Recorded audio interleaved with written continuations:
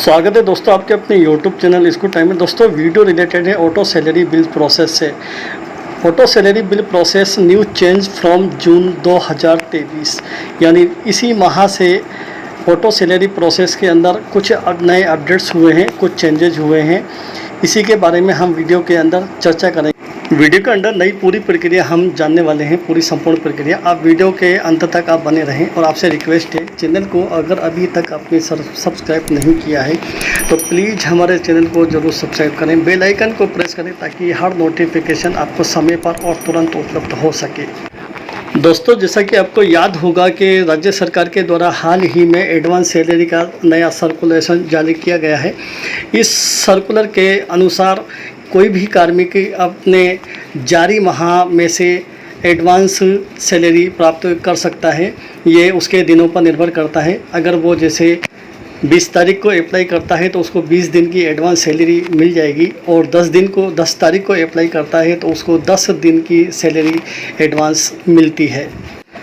अभी वर्तमान में जून माह का जो वेतन बिल लेट हुआ है वो इसी कारण से लेट हुआ है कि इसमें कुछ चेंजेस किए गए हैं, कुछ बदलाव किए गए हैं ऑटो सैलरी में।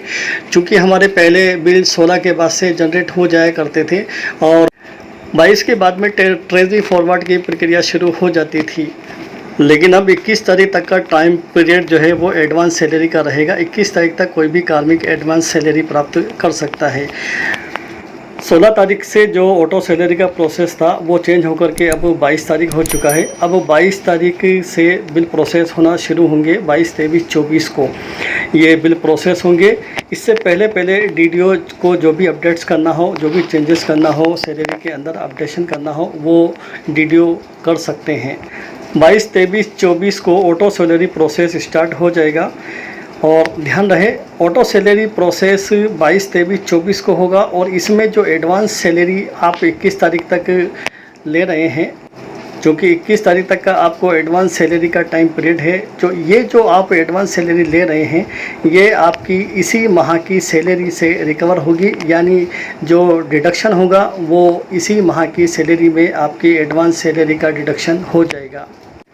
तो जब बिल ऑटो सिस्टम के द्वारा जनरेट हो जाएंगे तो ये आपको बिल कंफर्मेशन के अंदर में शो होंगे। जहाँ सैलरी प्रोसेस के अंदर बिल कंफर्मेशन का ऑप्शन है वहाँ पे ये आपको शो होंगे, जैसे कि आप पहले चेक किया करते थे। और वहीं पे आपकी इसको रिपोर्ट्स को चेक करेंगे। अगर बिल में कोई करेक्शन है तो आप इसको डिलीट कर सकते हैं। जो डिजिटल साइन का टाइम पीरियड है उस टाइम पीरियड के 24 घंटे के बाद में ये बिल ट्रेजरी के लिए ऑटो फॉरवर्ड हो जाएंगे।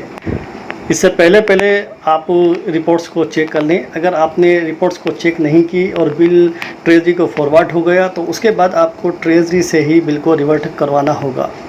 बिल से रिलेटेड ये महत्वपूर्ण बात है कि अगर किसी कार्मिक ने एडवांस सैलरी इसी मंथ की उठाई हुई है तो ये ऑटो डिडक्ट सैलरी हो जाएगी कॉर्पोरेशन डिडक्शन के नाम से।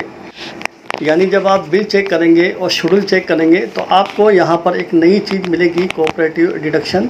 इस कोऑपरेटिव डिडक्शन के नाम से अगर कार्मिक ने ये सैलरी अगर प्रोसेस की है, एडवांस सैलरी प्रोसेस की है, तो जितनी राशि की एडवांस सैलरी उसने ड्रॉ की है वो सारी की सारी कोऑपरेटिव डिडक्शन के नाम से जब बिल जनरेट होगा 22, 23, 24 को, तो उसमें ये कोऑपरेटिव डिडक्शन के नाम से डिडक्शन हो जाएगी। यानी अगर मैंने जून माह की एडवांस सैलरी प्रोसेस कराई है और मैंने जून माह की एडवांस सैलरी प्राप्त कर ली है, तो जब जून माह का बिल प्रोसेस होगा तो मेरी ये एडवांस सैलरी सारी की सारी कोऑपरेटिव डिडक्शन के नाम से इस बिल से डिडक्ट हो जाएगी।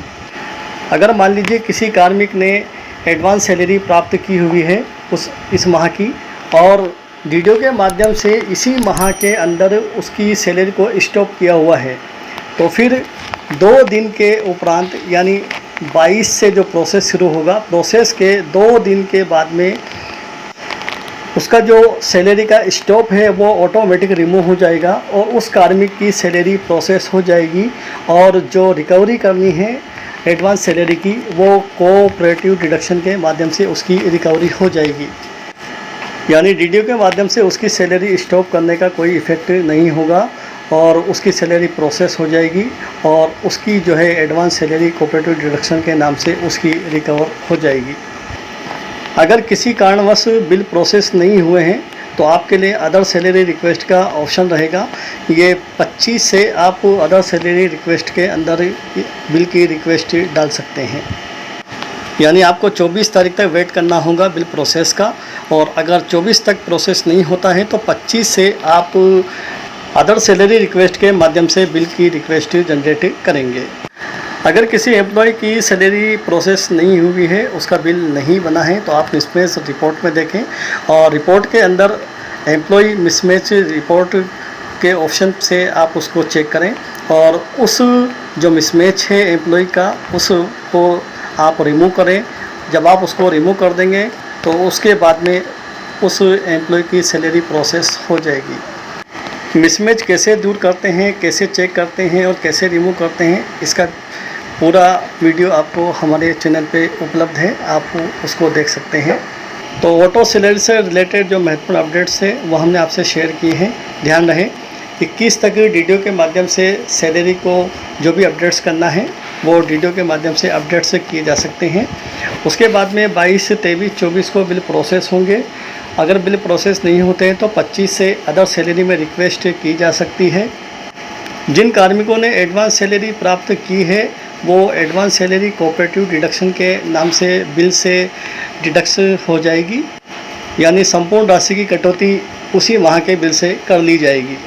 ऐसा कार्मिक जिसने एडवांस सैलरी प्राप्त की है, अगर डीडीओ ने उसकी सैलरी को स्टॉप भी किया हुआ है तो भी वो बिल जनरेट हो जाएगा और उसका कोई भी इफ़ेक्ट नहीं होगा उसको स्टॉप करने का। 24 के बाद बिल फॉरवर्ड हो जाएंगे ट्रेजरी के लिए और आगे की जो प्रोसेस है वो सेम रहेगी। जो प्रोसेस चेंज हुई है वो टाइम शेड्यूल से रिलेटेड चेंज हुआ है। जो शेड्यूल 16 से चला करता था वो अब 22 से स्टार्ट होगा। धन्यवाद। तो बने रहिए हमारे साथ, चैनल को लाइक कीजिए, सब्सक्राइब कीजिए और वीडियो को शेयर कीजिए, ज़्यादा से ज़्यादा शेयर कीजिए। धन्यवाद।